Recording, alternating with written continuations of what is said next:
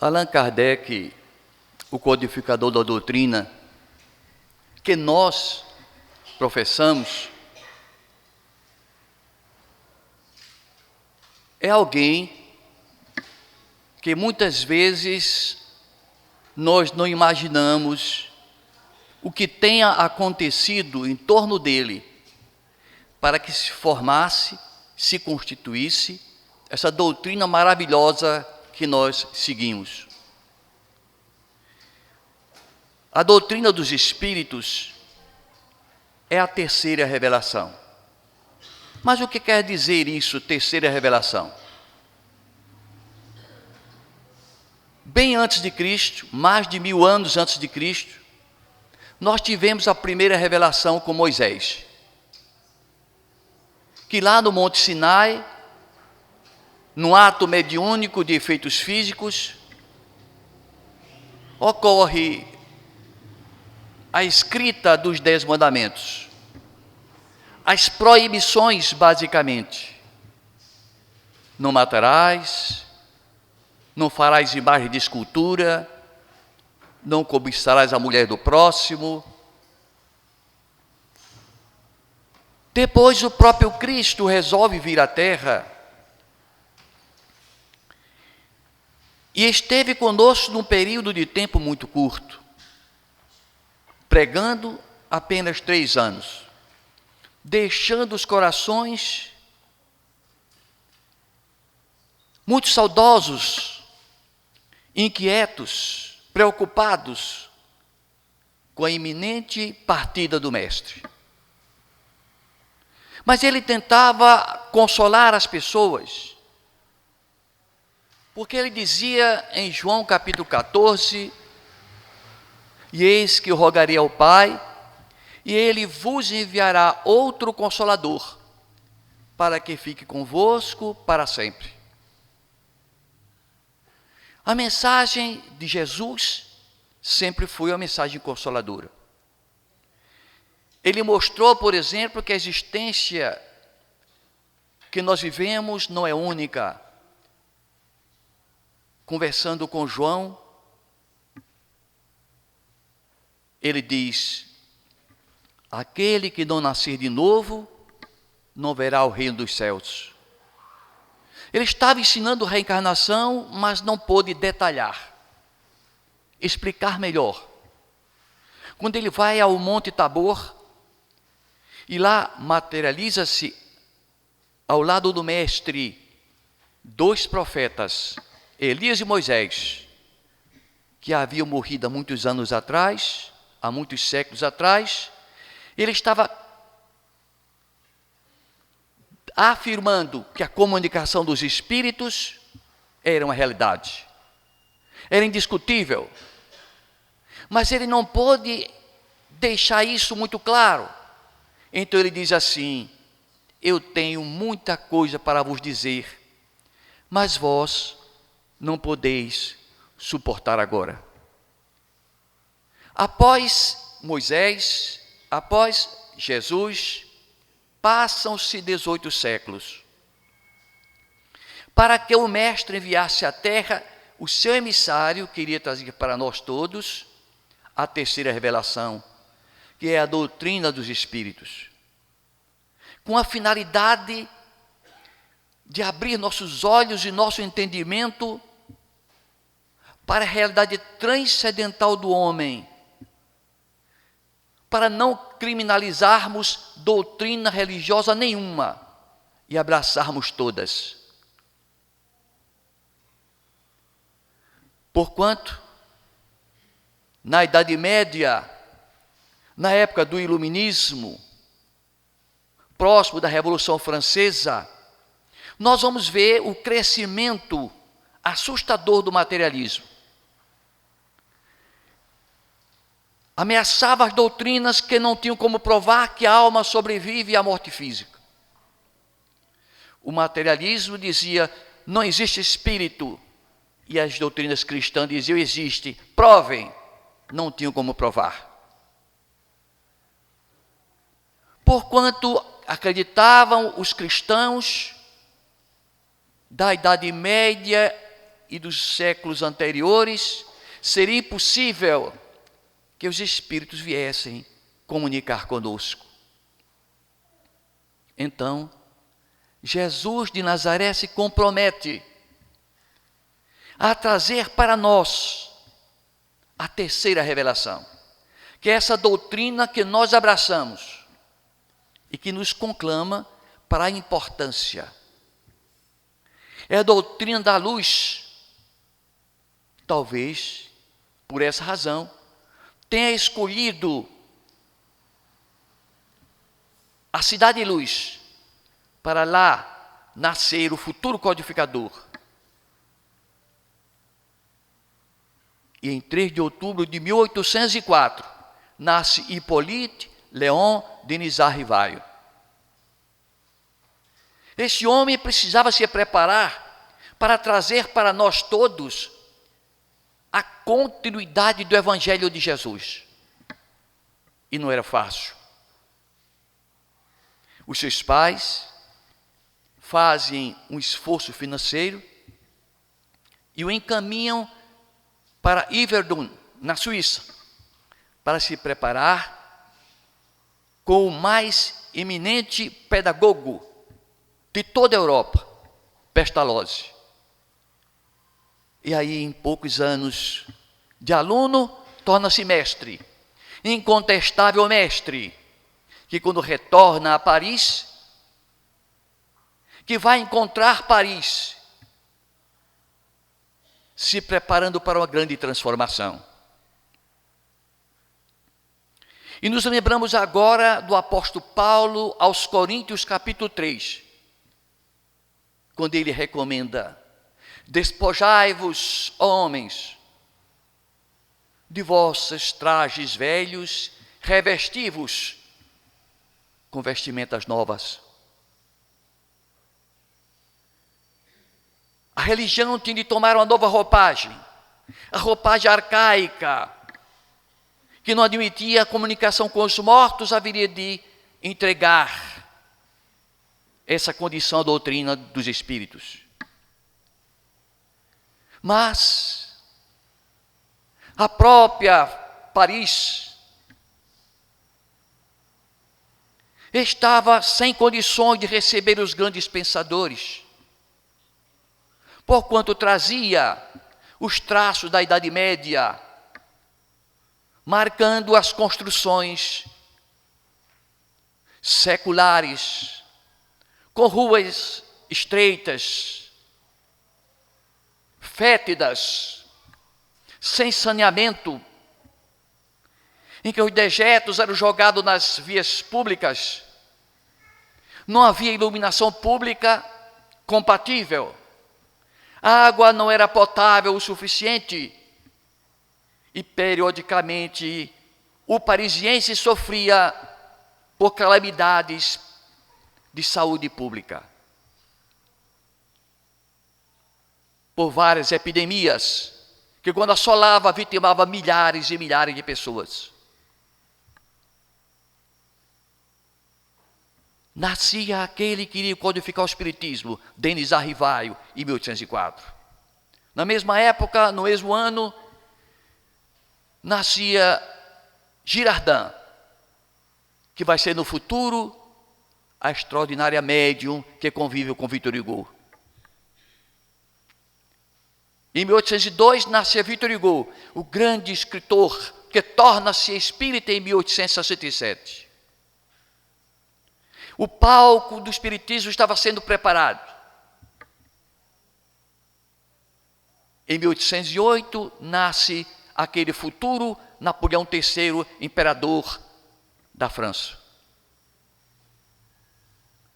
Aí vamos nos aproximar da época de Kardec.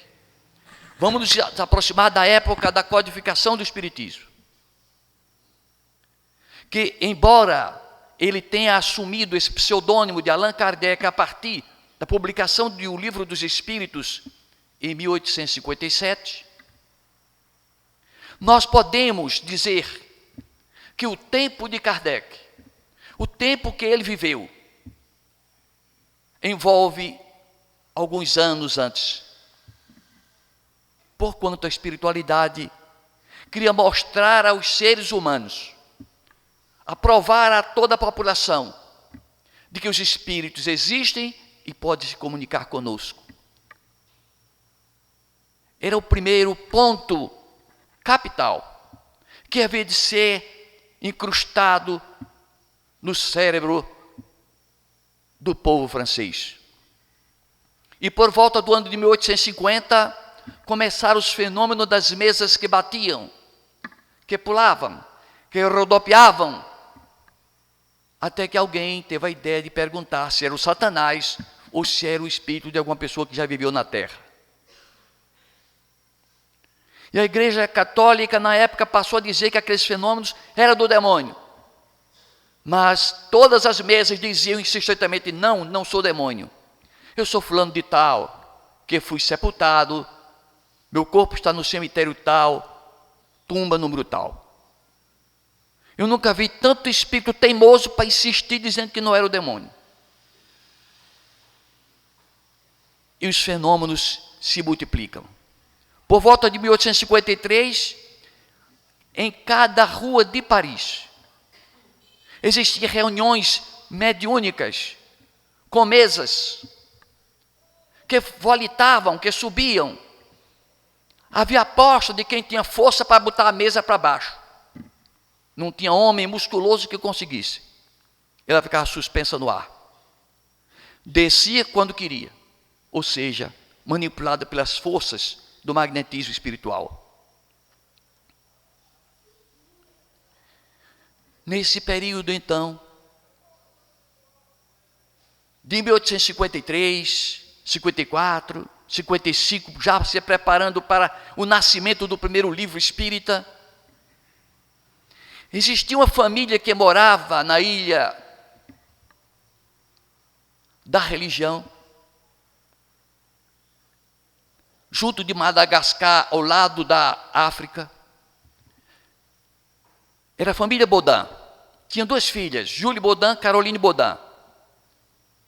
E nessa reunião que eles faziam lá, porque houve uma comunicação espírita no mundo inteiro.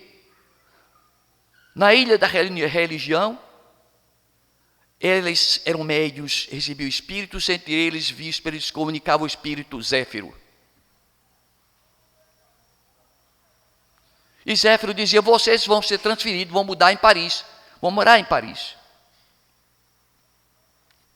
Nós não temos dinheiro para morar em Paris. Você está equivocado, estou não. Vocês têm uma missão em Paris. Napoleão III, imperador da França, passando por dificuldades financeiras, pergunta quem eram grandes conhecedores de lavouras, e foi indicada a família Baudin, que morava na ilha da Reunião, melhor dizendo. Manda dinheiro e toda a família vai morar em Paris. E aí aquele que vai ser o codificador do espiritismo, Denis Arrivaille, vai assistir às reuniões com Julie Baudin, com Caroline Baudin. E nessas reuniões, o espírito Zéfiro o saúda como um grande sacerdote e disse: nós nos conhecemos desde antes de Jesus. Você era um sacerdote, cujo nome era Allan Kardec, e eu era seu discípulo. E as comunicações começam a se multiplicarem. 1856, 1855. Ele começa a fazer anotações em casa, a levar perguntas para fazer os espíritos. Mal tirava a pergunta do bolso, o espírito já fazia a resposta. Respondia as questões mentais, não deixando qualquer dúvida. E do cérebro, ou das mãos mediúnicas, de duas meninas moças, 14, 16 anos, aproximadamente, sai ou vem a lume o livro espetacular, o Livro dos Espíritos, trazendo questões que nem a filosofia mais profunda havia conseguido chegar a um bom termo. Enquanto se acostumava a perguntar quem é Deus, o codificador pergunta: o que é Deus? É a primeira pergunta do Livro dos Espíritos. E através das mãos das duas médiuns meninas moças, Deus é a inteligência suprema, causa primeira de todas as coisas. Definição extraordinária. Ímpar. Onde está escrita a lei de Deus? Na consciência. Onde pode-se provar a existência de Deus? No axioma que diz que não há efeito sem causa. Todo efeito inteligente tem que ter uma causa inteligente. E sai por aí nas 1019 questões para a doutrina dos espíritos que nós conhecemos. Por essa época, 1855, um outro pesquisador espírita, o barão de Gulden-Stubbe,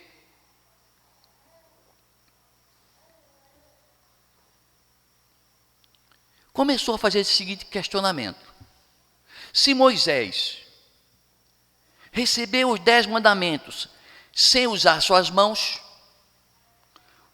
o Espírito de Deus ou dos anjos escreveu na pedra?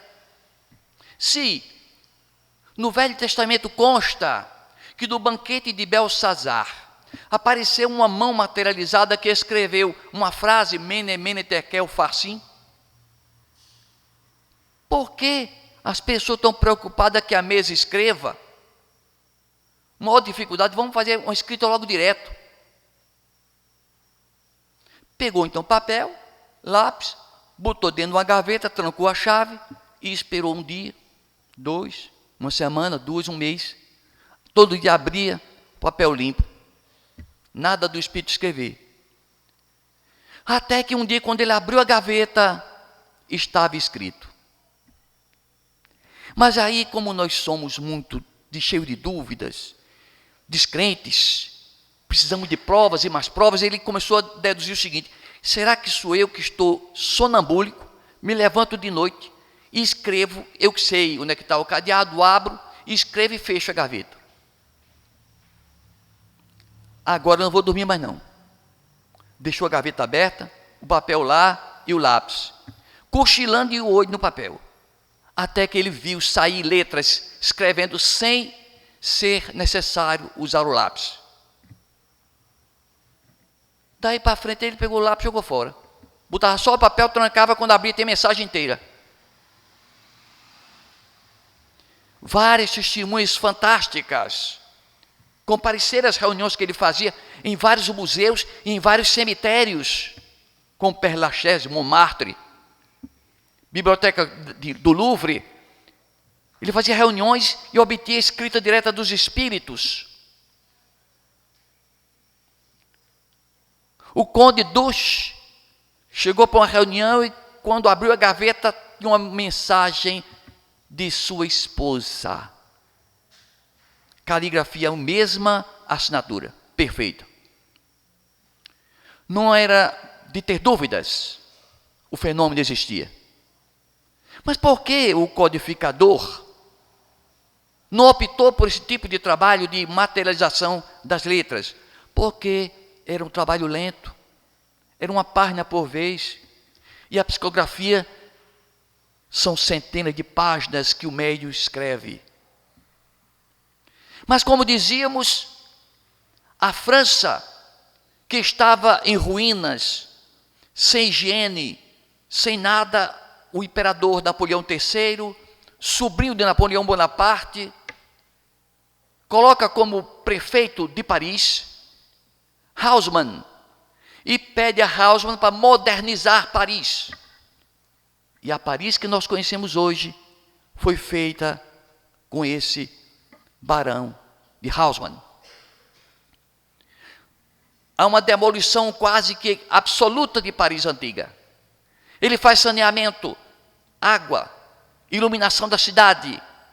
Para receber a doutrina dos espíritos, para receber essa mensagem de luz, era preciso que a cidade seja beneficiada pela higiene, pela água potável, pelo saneamento, pela iluminação pública, porque é para ela eu convergir grandes pensadores, grandes escritores, grandes filósofos. Paris estava pronta, ou caminhando para se ficar pronta, a partir das transformações que Haussmann começou a proceder. A Paris que conhecemos hoje começou a ser construída em 1853 com Haussmann. Pegou todo o período do codificador espírita. Sai o Livro dos Espíritos em 18 de abril de 1857. Quando ele quis publicar, que chegou lá na livraria, o livreiro disse: não posso publicar, porque falar de gosto de espírito, todo mundo está cheio, ninguém suporta mais, eu não publico, vai dar prejuízo. Agora, se o senhor pagar do bolso, ele pagou do bolso. Sucesso absoluto de venda. Nas igrejas, os padres tomavam o Livro dos Espíritos, quem tinha, para ler em casa. Depois as pessoas reivindicavam para tomar de volta o livro. Começou a condenar aqueles livros, aquelas mensagens. Mas era preciso entender que eram fatos consoladores de que os parentes continuavam vivos, que podiam se comunicar, dar notícias. A doutrina que estava surgindo era consoladora, sem dúvida.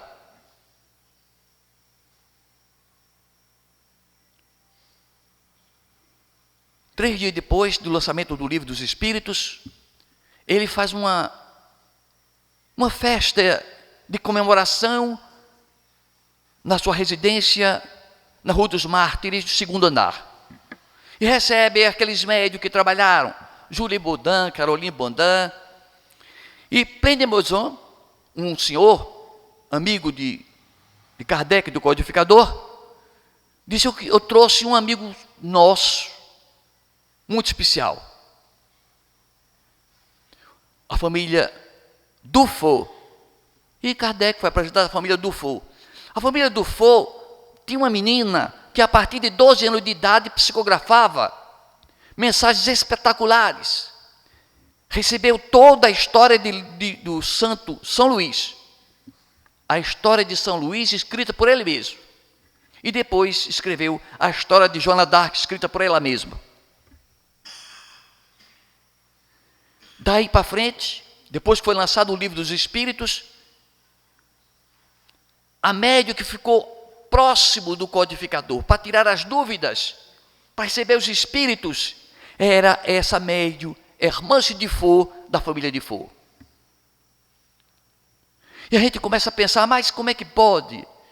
Prevalecia a Igreja Católica, os padres condenando aqueles que seguiam. Nas estantes da livraria não tinha nenhum livro espírita. Não tinha, que era proibido. Mas a pessoa chegava e dizia: tem, aqui debaixo. E vendia o livro escondido. E todo mundo comprava. Quanto mais escondido, mais o povo se interessava. As edições se esgotavam. Precisou reeditar da vez próxima com 1019 questões. E Napoleão III, o imperador, que continuava a fazer o reboliço da cidade, modernizando-a, ele soube que essa médium, essa mocinha de 16 anos de idade, Hermance de Faux, recebia espíritos. Então convidou a família de Faux para ir ao seu palácio, em Fontainebleau, o palácio do imperador Napoleão III. Quando chegou lá no palácio, fizeram a reunião mediúnica. Ele disse: eu vou pedir por pensamento. Vou pedir por pensamento a presença de alguém que eu não vou dizer o nome. A menina psicografou. Terminou a mensagem e entregou ao imperador Napoleão III. Ele disse: eu pensei em Napoleão Bonaparte, meu tio. A mensagem de quem era? Napoleão Bonaparte, o tio. Fenômeno espetacular. Napoleão III não teve dúvidas. O estilo era dele. Efetivamente a mensagem era correta, autêntica. Napoleão Bonaparte voltava, estava vivo no outro mundo, mas estava vivo. Aí ele fez vista grossa. Fez vista grossa para a doutrina espírita. para não perseguir tanto quanto a igreja queria que perseguisse. Os padres encontravam dificuldade de criticar a doutrina, porque dizer, olha, se por um lado é o demônio, por outro está ajudando a gente. Ajudando porque o materialismo dos filósofos está sendo derrubado, porque prova que existe espírito, ele pode voltar. Mas a gente não gosta, porque vai contra a nossa doutrina. Mas a doutrina espírita não vai contra a doutrina nenhuma. A doutrina espírita é doutrina do amor. 1859. Allan Kardec está reunido na Sociedade de Estudos Espíritas. E no salão principal tinha um piano, aqueles pianos grandes. Estava presente Brion, um médium extraordinário.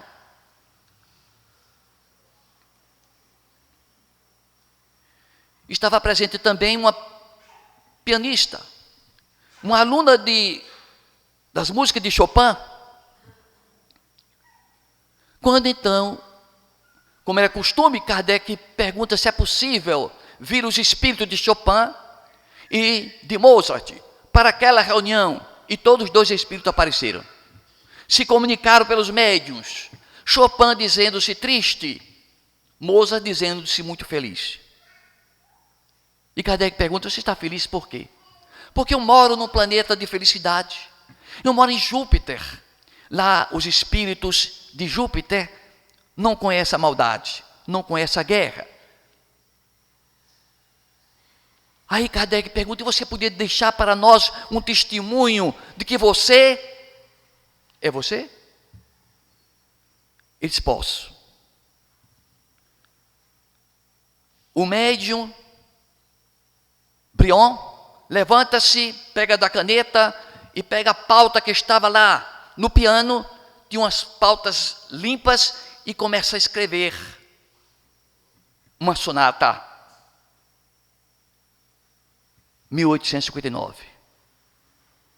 Quando terminou de psicografar a sonata, a tecladista, a pianista, vai ao piano e executa a sonata, todos ficaram embevecidos. E a moça disse, eu conheço outras músicas de Mozart, eu vou tocar as que ele usava na terra, comparar com a que ele disse da espiritualidade. A mais bonita era da espiritualidade.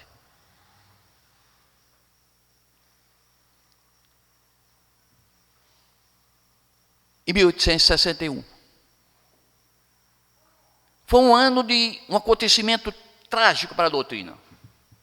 Se por um lado ele lança o livro dos médiuns, que é um roteiro para nós todos, se queremos saber o que é mediunidade, como desenvolver a mediunidade, como nos libertar da mediunidade, como nos livrar de uma obsessão, está tudo escrito no livro dos médiuns. Ele quis deixar tudo explicitado, não há nada de segredo no espiritismo. Lança o livro dos médiuns.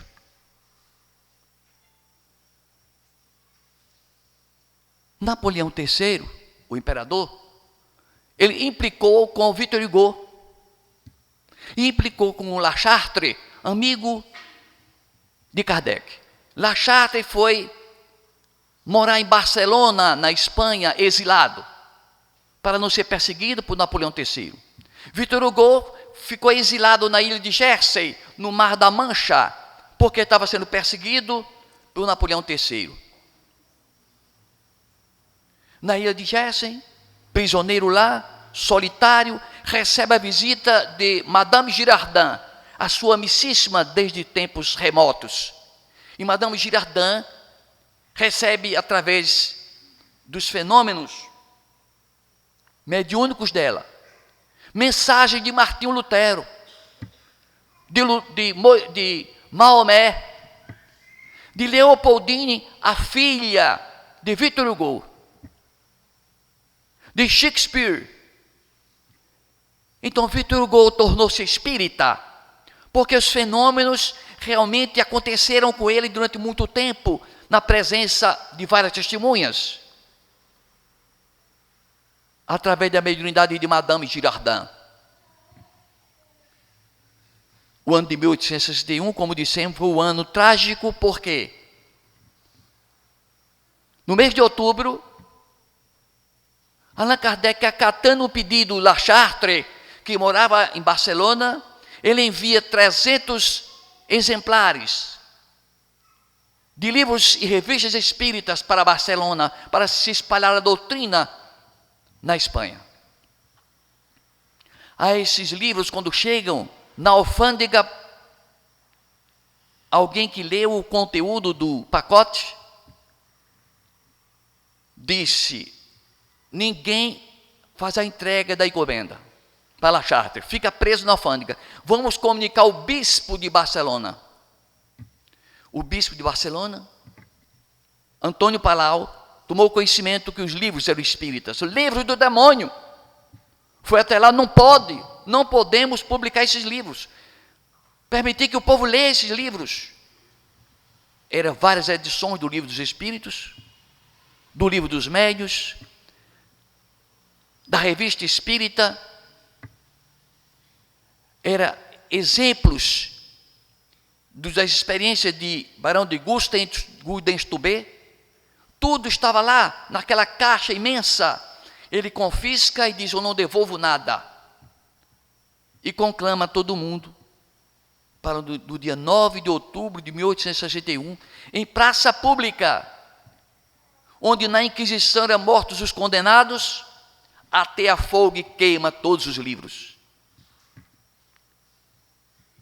Como que, matando, queimando, destruindo os livros físicos, a ideia fosse também incendiada.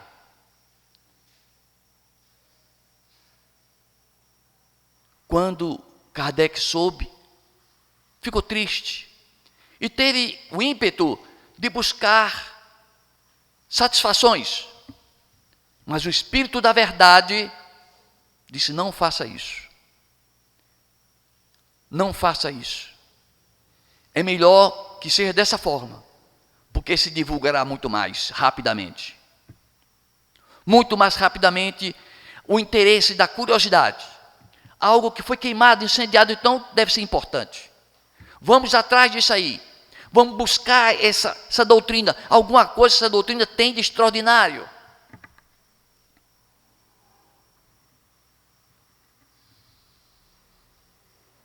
Então, ele acomodou-se, suportou.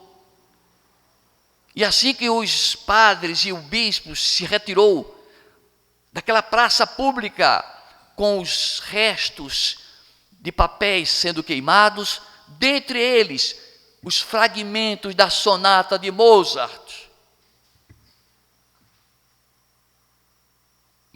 As pessoas correram e pegaram como relíquia pedaços, cinzas que ele terminava de apagar e levava para casa como lembrança do vestígio da Inquisição. Eles gritavam: fora a Inquisição, fora a Inquisição.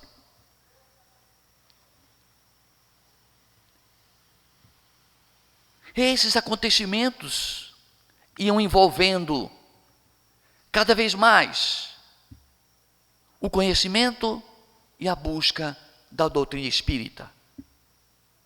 1864, vinha à luz o Evangelho segundo o Espiritismo, que no início tinha o nome de Imitação do Evangelho segundo o Espiritismo, depois fica como Evangelho segundo o Espiritismo, que mostra essa doutrina em toda a sua pureza, em toda a sua grandeza, em todo o seu amor. Porque ele teve o cuidado, Kardec, de retirar do Novo Testamento só a parte moral de Jesus. Não se preocupou com nada de dogmatismo, com profecias, nada disso. Só o conteúdo moral. Aquele que toda doutrina religiosa do planeta segue. Do amor ao próximo, do perdão ao semelhante.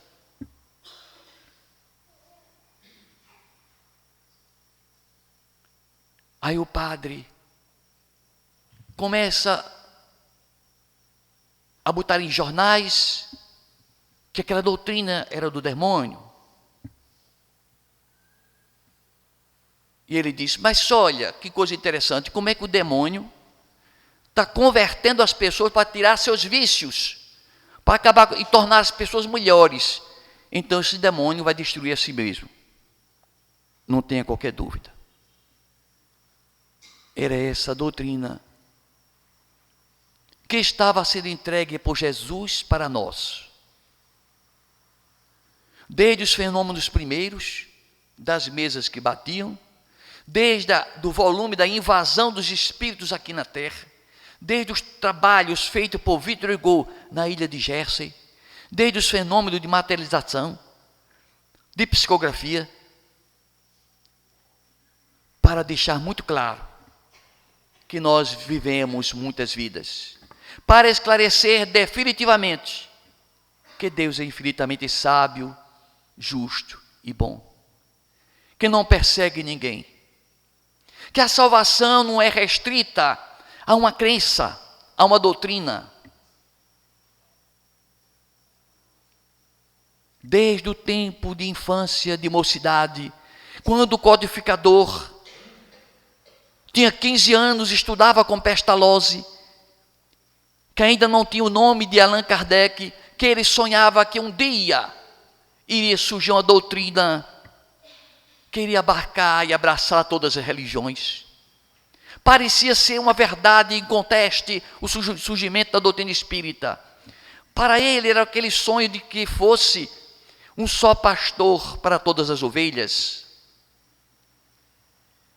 Porquanto se trazia a convicção de que a alma continua existindo, a tese de todas as doutrinas espiritualistas.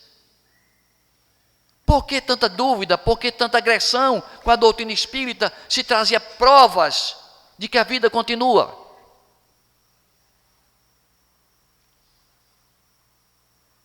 Mas a incompreensão, as perseguições continuaram por muito tempo. E conta-nos Marcel Soto, na biografia que ele escreve de Kardec, que o padre Pierre, celebrando a missa, quis chamar a atenção dos fiéis de que aquela doutrina que tinha surgido, que estava crescendo muito, assustadoramente, era uma doutrina terrível, porquanto ele, o padre Pierre, não sabia, por exemplo, que nós evoluímos sem cessar, que Deus, tudo que fez, evolui, nada regride na criação divina, nada, absolutamente nada. As bactérias evoluem, passa pelo reino vegetal, animal inferior, hominal, segue para a angelitude, todos nós procedemos dos átomos, a evolução é contínua, ninguém regride. Porque a teoria da metempsicose, que a pessoa podia voltar para pagar uma dívida na condição de um animal, como criam os egípcios, por exemplo, não é defendido pelo Espiritismo. Isso não é verdade. Ninguém, fisicamente, volta para habitar um corpo de um animal, porque é incompatível a estrutura do perispírito. Mas o padre que não sabia disso, então, fazendo o sermão, ele inventou uma história. Só olhe para vocês saberem como o espiritismo é perigoso. E contou uma história que é meio piada e meio veracidade na visão dele. Ele contou como verdade. Uma das nossas seguidoras veio para o meu confessionário e me contou que quando ficou viúva, ficou desolada, muito abatida, porque tinha um amor muito grande pelo seu marido, passou muito tempo desesperada, com saudade, mas alguém disse, vai para uma reunião espírita, procura saber se fala com ele. E ela foi. Ele inventou essa história. Quando chegou lá na reunião, botou o nome dele, tudo. Se aí, ele está aí, não, ele não está aqui não, mas tem notícia dele. Tem duas notícias, uma boa e uma má. Quer que diga qual? Diga logo as duas. A boa, a notícia boa do seu marido é que ele já reencarnou. Ela disse, que maravilha. E a notícia má? é que nasceu no jumentinho aí da esquina. Ela chegou lá, dias depois, disse, eu quero comprar o jumento. Não vende não, porque é da carroça. Não, eu quero comprar o jumento. Não quis dizer porque era, né? Não, não vende não. Vende. Eu quero o jumento de todo. Aí botou uma fortuna, mas eu vou vender carroça e tudo. Botou dele demais, porque queria levar o marido dela para casa. Pegou um quartinho, ajeitou, colchão novo, e o jumentinho nunca passou tão bem na vida. Então, são ignorâncias, são acusações, sem qualquer fundamento. Graças a Deus que nós somos espíritas, graças a Deus que nós temos uma doutrina que é consoladora. Quando Jesus disse assim, eu tenho muita coisa para vos dizer, mas vós não podeis suportar agora.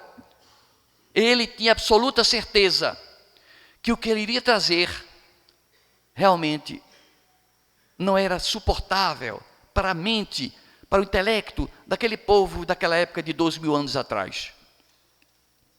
Não era possível. Eles não suportariam. Deixai que os mortos sepultem seus mortos.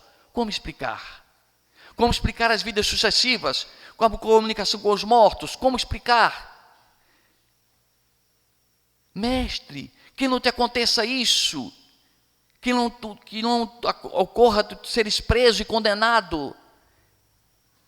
Não se turbe o vosso coração, porque eu estarei convosco todos os dias, até a consumação dos séculos, porque Jesus está presente ao nosso lado não somente do espírita, ao lado do católico, do evangélico, do budista, de qualquer outra doutrina. Deus está presente ao lado de cada um, porque nós seremos julgados pelos nossos atos morais.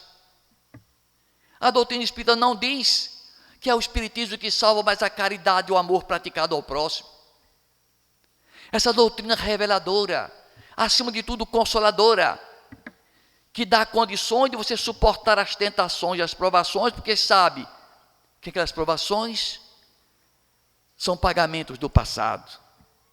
E que se você suporta bem, você prepara seu futuro para o seu amanhã. Que Deus infinitamente sábio, justo e bom, que não criou o inferno eterno, porque Jesus disse, qual é o pai?